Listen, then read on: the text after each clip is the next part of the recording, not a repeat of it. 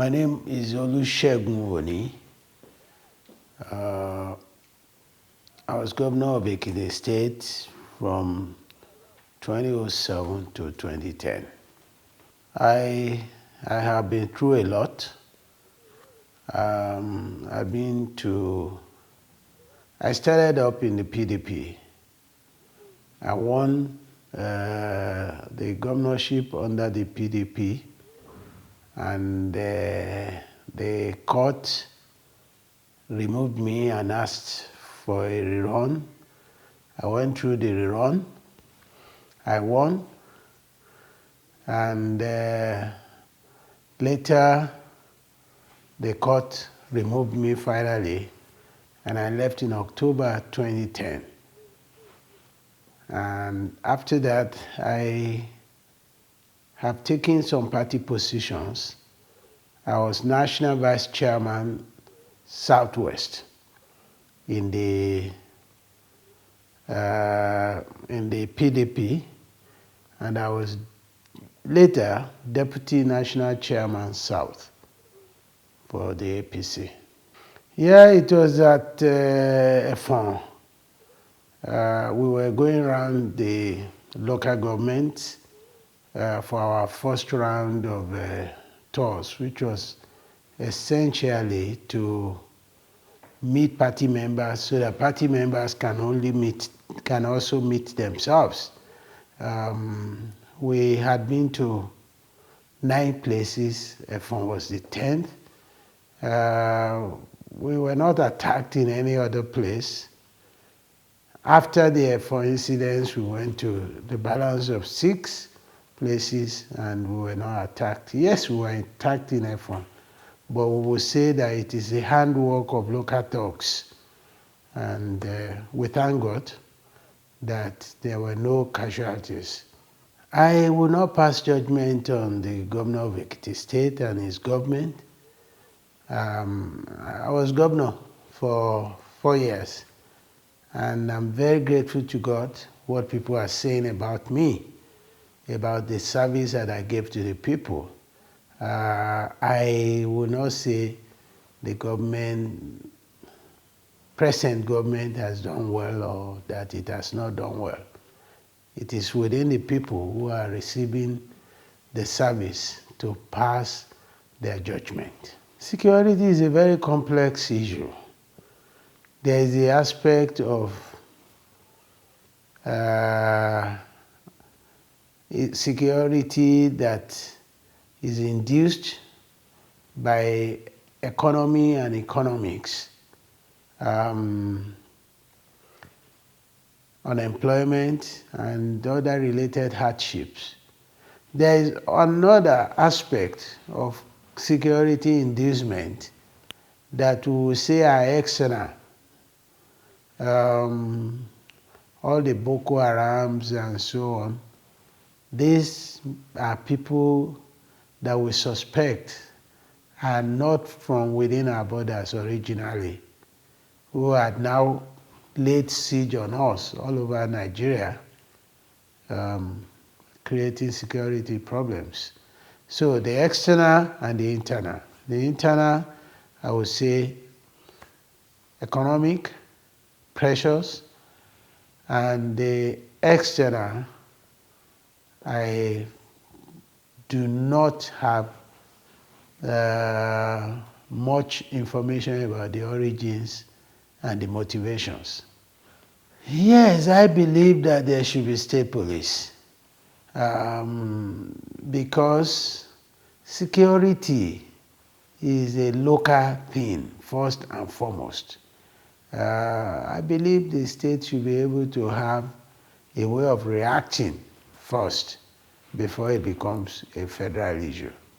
What I would do differently from what I did in the first instance, if you call this special, I want to say a very big thank you to you for using such an adjective to describe what we did. What I will do differently, I will upgrade the levels. For example, We will introduce more technology. We're not using drones for anything like delivery, like hospital delivery. We will introduce it. They will complement our power bikes, because we had power bikes that delivers drugs to any part of Ekiti State in under 1.5 hours. We had one of the most efficient healthcare system, not just in Nigeria, I would say, almost one of the most efficient you can get anywhere. The processes, and part of the processes was the drug management processes. The drug management processes itself was ISO certified. That shows it was operating world class. I will also believe, apart from technology, we will use technology also in crime fighting.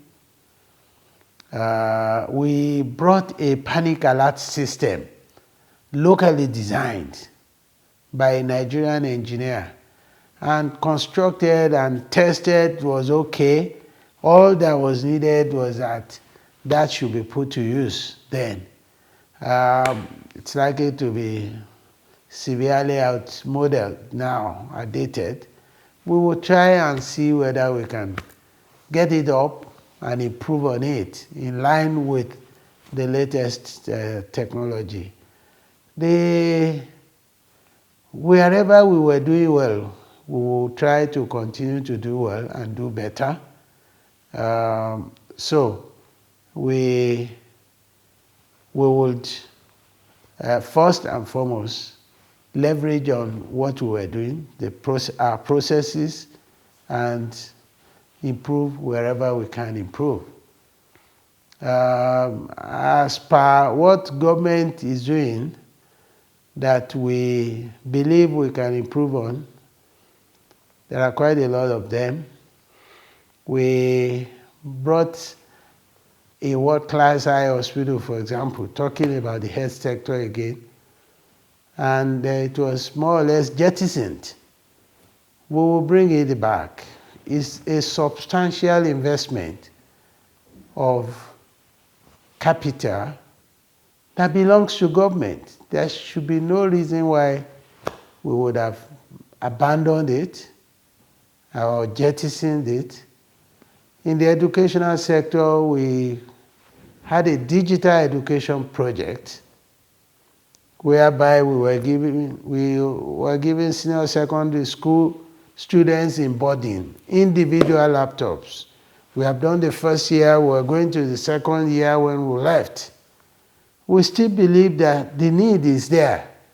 The reason why we decided to do that in the first instance was because we wanted our children to be exposed to digital technology as friends of their computers right early in life.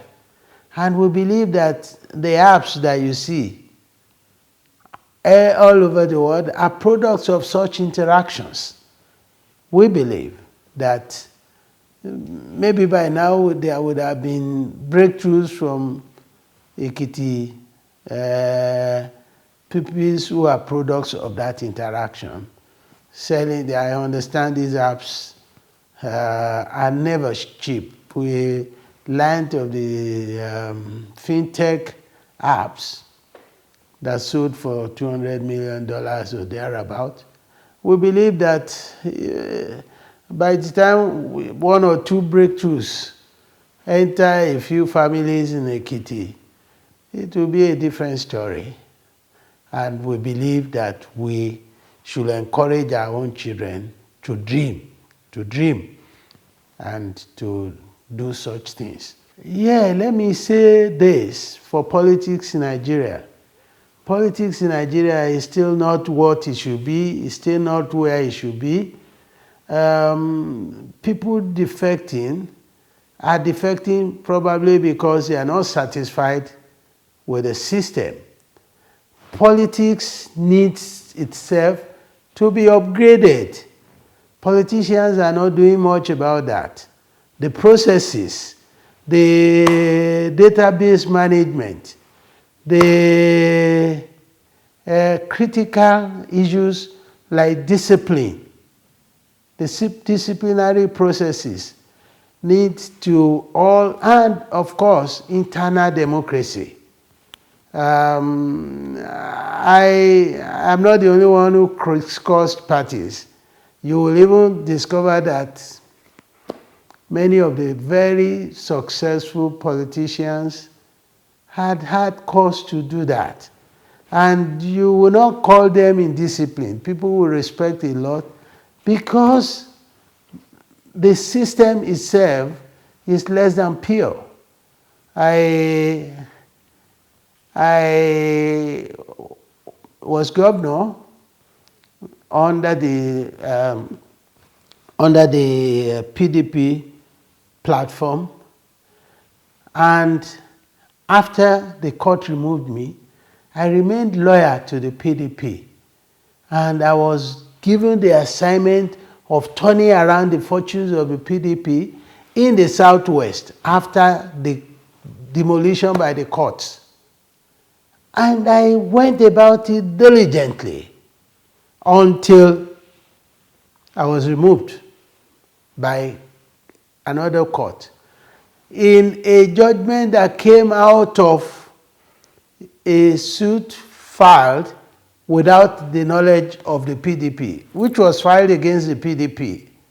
I didn't know. I was the subject matter. The PDP didn't know. It was supposed to be the respondent.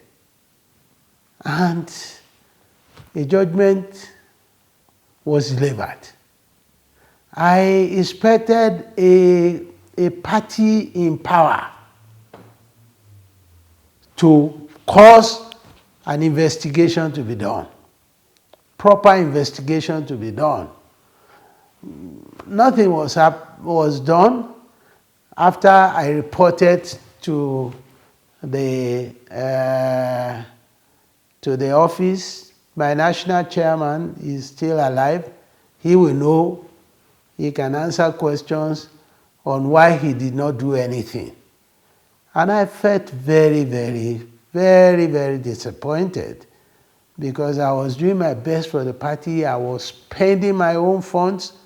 When I was national vice chairman, Southwest, I was paying salaries. I was responsible for all the overheads. I was paying rent out of my meager or no resources because of the love I have for the party.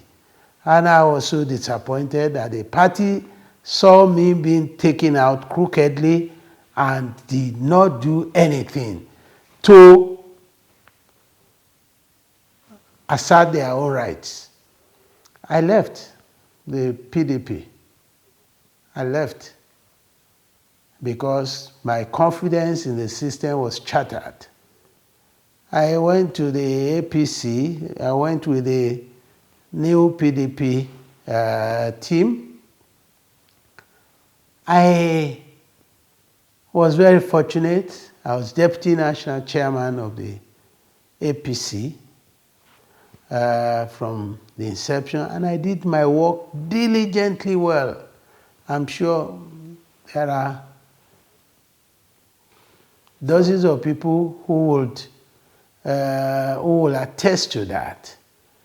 But in a quest to ensure that the APC is properly represented at the grassroots level, the members of the National Assembly caucus came to me to pressure me to contest the governorship elections.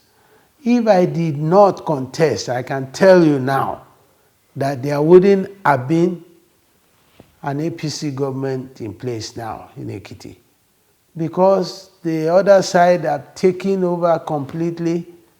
By came in and broke the jinx. And I contested the primaries. I didn't win. I did not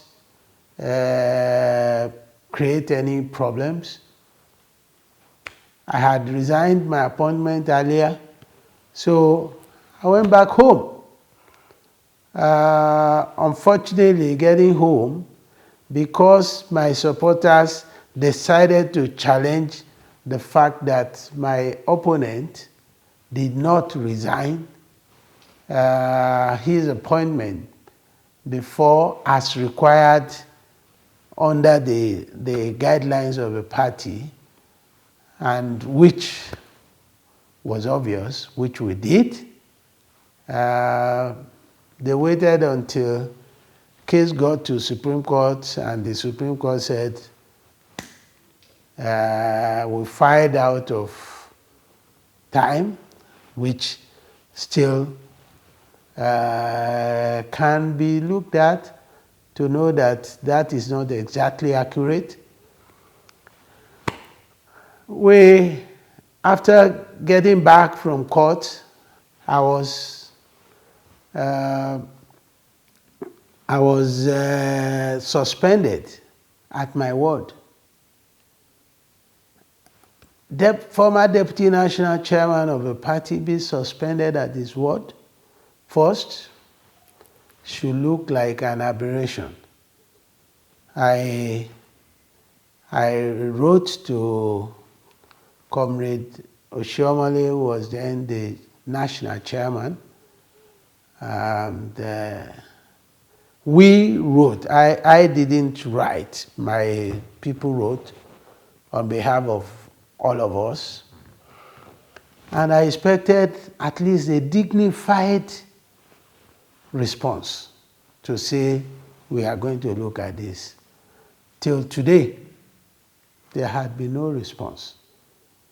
Unfortunately, the man who would have given the response was caught up in the same contradiction, because a serving national chairman, the highest official of the party, could get suspended at his word, and there was nothing he could do. That created even a crisis for the party, and I believe they are just getting out of it now.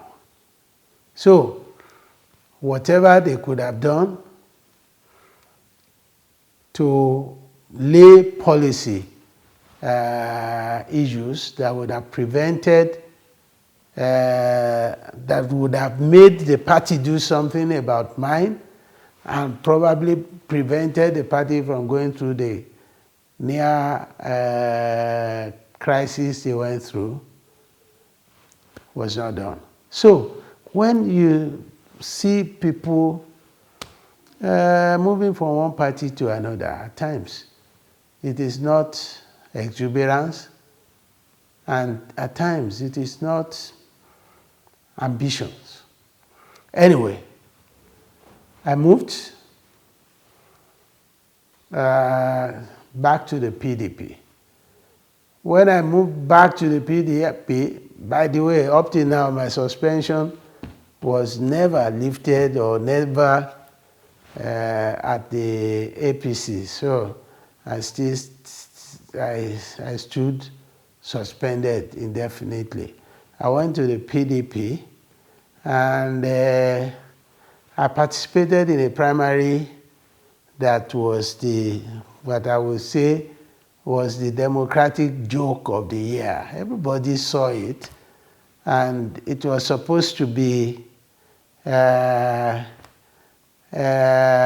secret ballot, secret to the extent that the delegates would thumbprint and come and show the Lord of Emmanuel where he was seated. And fortunately, the glare of the camera got it for the whole world to see. I'm not going to say much about that. And I cannot stay in such an environment. What will I be doing? Deceiving myself.